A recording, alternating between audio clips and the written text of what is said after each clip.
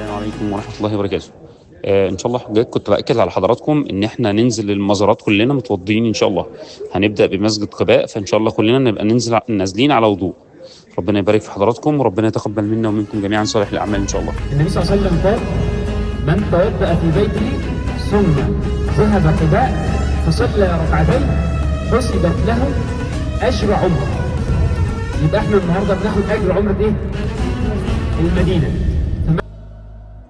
رقت عيناي شوقا ولطيبة ذرفت عشقا، فأتيت إلى حبيبي فاهدأ يا قلب ورفقا، صلي على محمد. السلام عليك يا رسول الله، السلام عليك يا حبيبي يا نبي الله، السلام عليك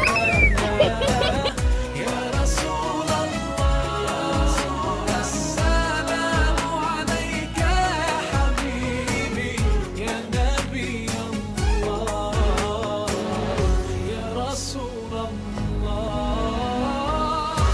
ارتفاعه حوالي 1077 متر، الطول بتاعه 7 كيلو، والعرض بتاعه من 3 ل 4 كيلو. تخيلوا النبي صلى الله عليه وسلم وقف على الجبل ده واهتز الجبل،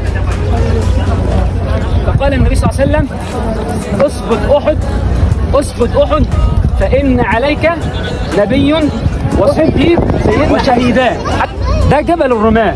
النبي صلى الله عليه وسلم امر المسلمين في غزوه احد ان هم يقفوا على جبل الرماة يحموا ظهر جيش المسلمين.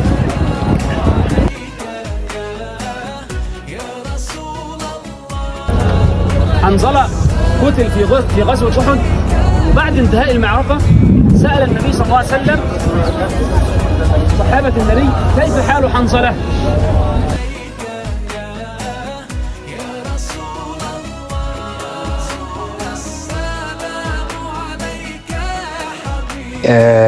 الفنادق جميلة جدا جدا جدا. كان تنظيم على أعلى مستوى، كان خوف وحرص من الأستاذ محمود علينا بشكل غير عادي. وحقيقي بحب أشكر قوي قوي قوي الأستاذ محمود، ربنا يحفظه ويبارك فيه يا رب. حقيقي العمرة كانت منظمة جدا، وكان جميل قوي لما قمنا بالعمرة، وكان بيقول الأدعية وبنقول وراه، وكان في تنظيم في خلال العمر في الطواف، كان في تنظيم حلو قوي قوي في السعي. ربنا يحفظك ويبارك فيك ويحفظكم جميعا. السلام عليكم ورحمة الله وبركاته. إن شاء الله حجاج أنا مريت على غرف فندق إعمار إليت، والغرف دي ما كانتش موجودة، فلو في أي حد منهم محتاج أي حاجة يتواصل معايا على الواتساب إن شاء الله.